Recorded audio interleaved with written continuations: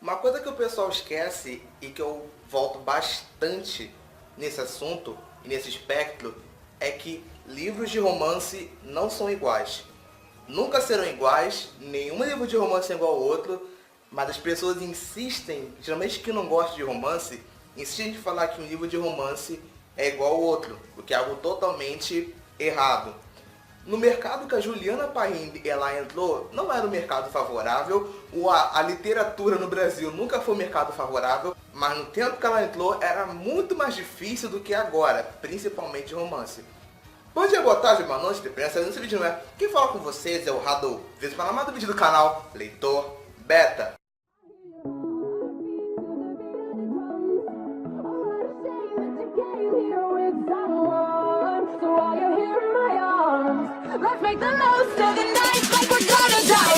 Antes que vocês reclamem no comentário, eu estou com essa roupa aqui porque os vizinhos estão fazendo barulho do caramba. Então eu fechei tudo para poder começar a gravar. Eu gravo na parte de cima da minha casa e se tiver também dando um eco, me desculpa. Mas eu não tenho como evitar isso. E também eu não posso ficar com uma blusa de manga como eu sempre tô, senão eu vou fritar gravando esse vídeo. Até porque o Leitor Beta, não sei se vocês sabem, mas ele cresceu, já que ele não é tão grande assim, fazendo vídeos longos. Então eu pretendo voltar a fazer vídeos um pouco mais longos. 15 minutos, 20 minutos. Se vocês gostarem da ideia, deixe seu like e mande seu comentário. Porque em 20 minutos eu consigo dar muito mais informação, eu consigo falar muito mais coisas sem ficar esmigalhando a informação e colocando em outros vídeos e ficar muito mais prático para vocês também. Então eu conto com o seu apoio porque vídeos mais longos também são vídeos mais trabalhosos, vídeos que eu tenho que pesquisar mais, como esse aqui. Eu não sei se vai ficar tão longo assim, mas eu não estou me importando com a duração. Sinceramente, estou me importando hoje em dar informação e sempre tem aquele quadro qual a pessoa mais gosta de fazer e eu acho que o Beta Análise é uma das séries que eu mais gosto de fazer no Leitor Beta, depois da análise de fanfictions que está voltando. Bem, se eu não me engano, eu posso estar errado, se eu estiver errado eu vou colocar aqui do lado que o livro, depois do que aconteceu, que foi o primeiro livro que a Juliana Paim escreveu, de novo voltando a ressaltar, não tem como falar do escritor, não tem como analisar a escrita dele, não tem como analisar a forma que ele escreve, sem analisar o seu primeiro livro, aquele que foi o mártir dele, aquele que fez ele alavancar. Então, vamos falar bastante do livro depois do que aconteceu. Se eu não me engano, depois do que aconteceu, foi lançado mais ou menos em 2014 ou 2013, eu tenho quase certeza que foi lançado nesses tempos, mais ou menos essas datas, 2013 ou 2014. E o fechamento dele foi em 2015, então eu tenho quase certeza que foi 2013 ou 2014. 2013 foi quando eu comecei a escrever. você leu esse livro nessa época? Não, eu li esse livro há pouco tempo.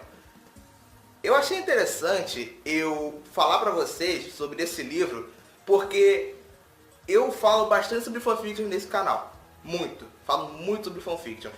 E naquele tempo especial, o público de fanfictions era muito chato.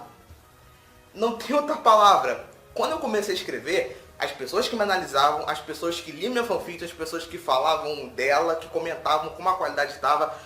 Eu sei que eu tava uma bosta ainda, que eu tava começando a escrever, mas o pessoal, mesmo o pessoal que já estava escrevendo há muito tempo, reclamava de coisas que não tinha nada a ver. Não reclamavam que eu estava escrevendo mal, que eu estava com um desenvolvimento uma bosta, que eu sei que era uma bosta naquela época. Reclamavam que, o casal que você está shippando não tem nada a ver, o casal é uma merda, o casal, ele é o casal mais improvável. Dane-se, eu gosto do casal, eu quero escrever sobre ele. Me inspira a escrever, então eu vou escrever. Se você vai ler ou não, isso aí já não é comigo. Isso aí é opção sua. Mas você também não precisa ficar comentando coisas desnecessárias. E coisas desnecessárias, você pode achar que não, mas elas motivam muito o autor. É claro, para poder ter saído o livro naquela época, ela escreveu esse livro em fanfiction no Wattpad há muito mais tempo.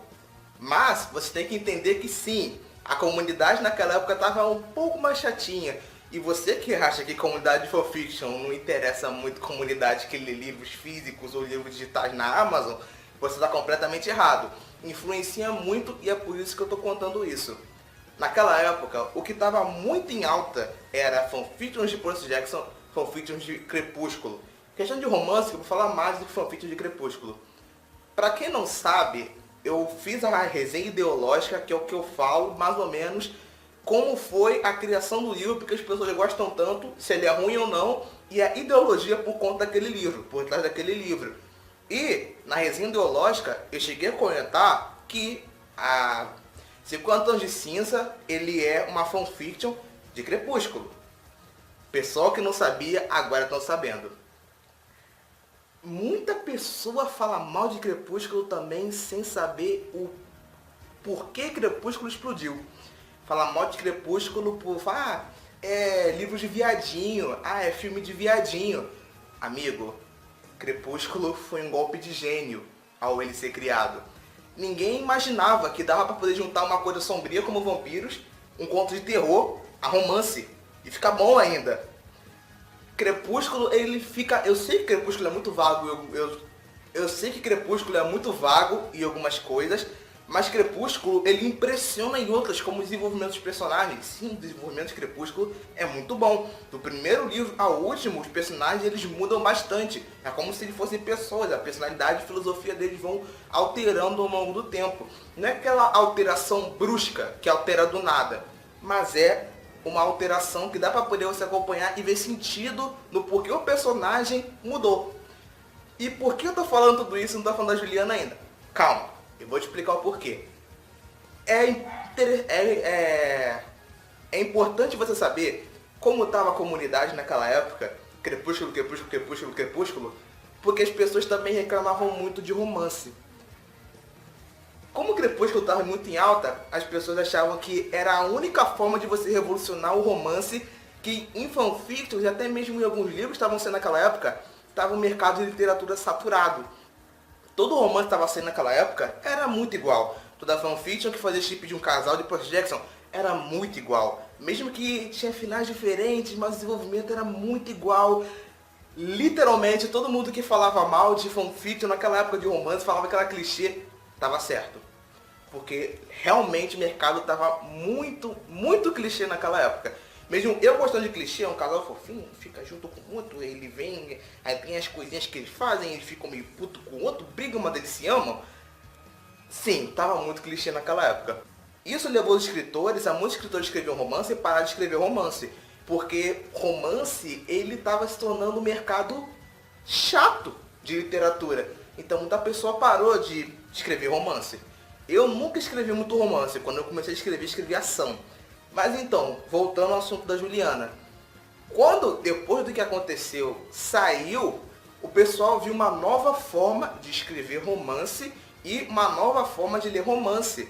Porque em um estado, em um local, onde a maioria do público brasileiro, principalmente mulheres, que leem um romance, acreditam que Crepúsculo foi um golpe de gênio, porque foi um golpe de gênio, juntar uma coisa sombria com uma coisa fofinha, com uma coisa sombria com romance. Ver uma nova forma de mostrar romance, de mostrar amor, ainda fazendo críticas sociais boas, ainda sendo um livro motivacional.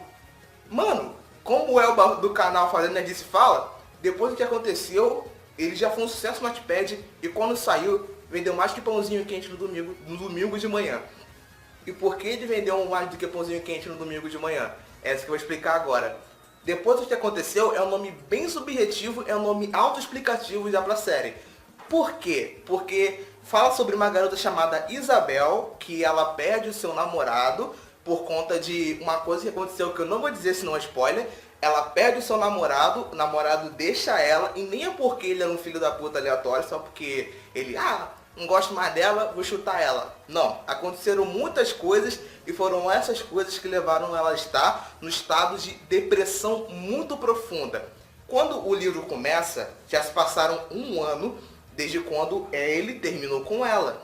Ela está no estágio mais frágil de depressão e é quando ela decide que ela vai mudar. Que ela vai viver para ela mesma, que ela vai fazer o que ela tem que fazer. Isabel é uma fotógrafa já com um estúdio, a família dela apoia ela, o pai dela no caso, porque a mãe dela já morreu.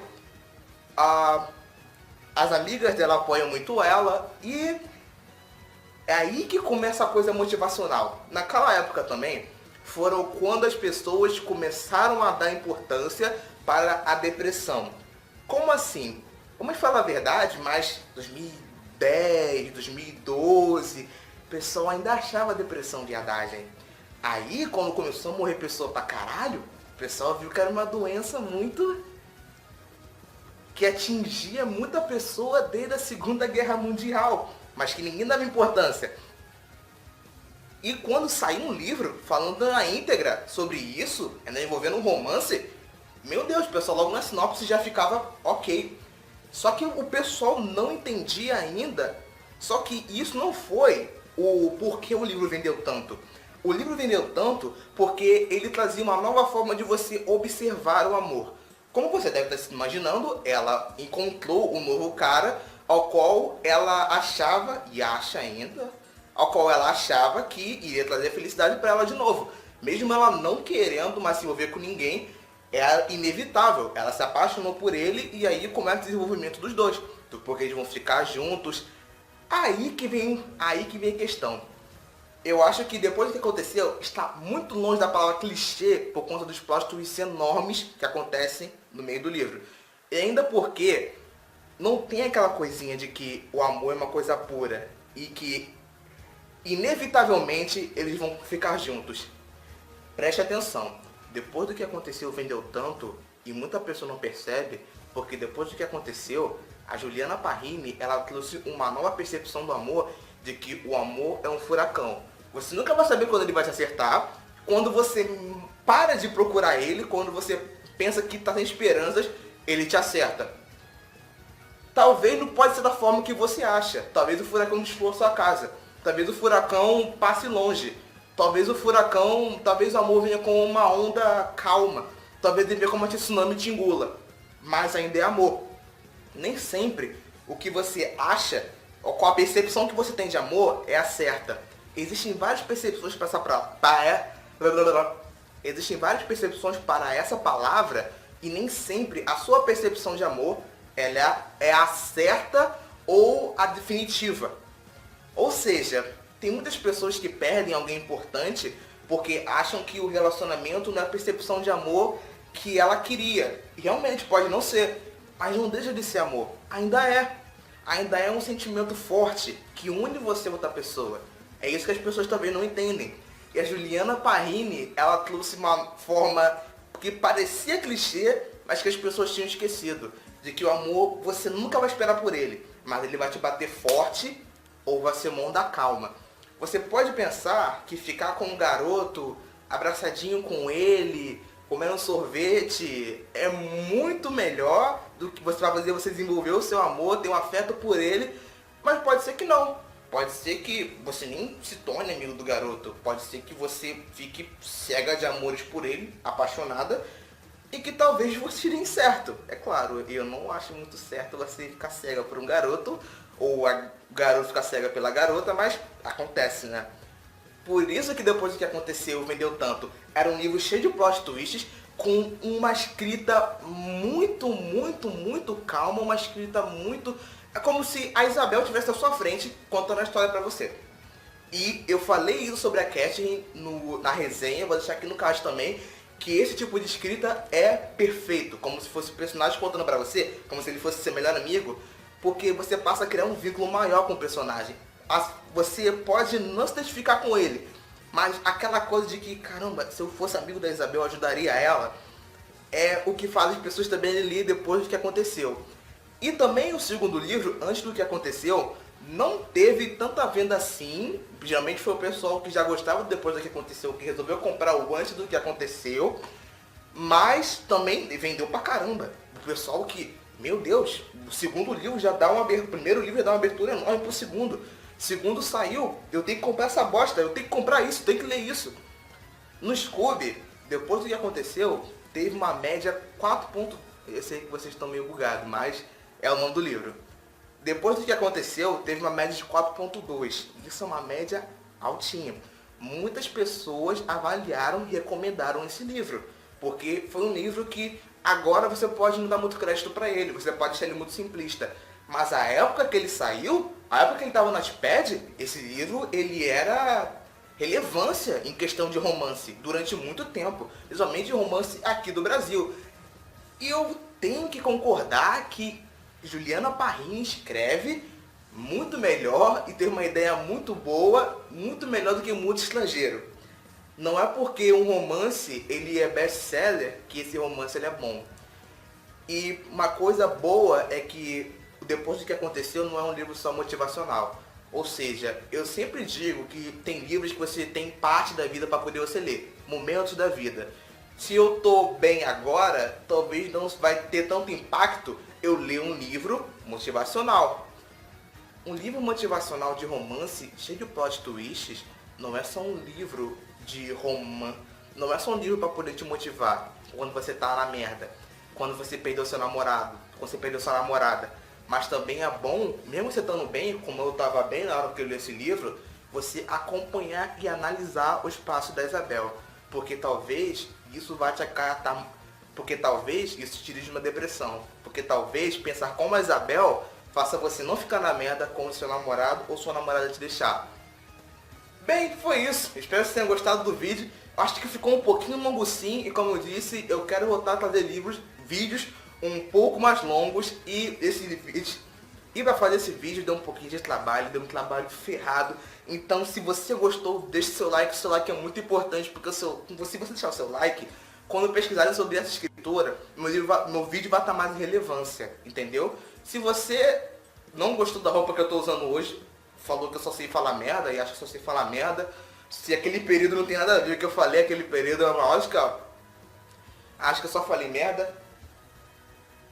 Eu acho que naquele período era um ótimo período para romance. Deixe seu dislike, eu vou entender, mas escreva no comentário porque você deixou seu dislike. Bem, se inscreva no canal para poder receber mais vídeos como esse, e tem mais 2 vídeos de série, também são 2 resenhas de autoras maravilhosas. Então, valeu pessoal, fui!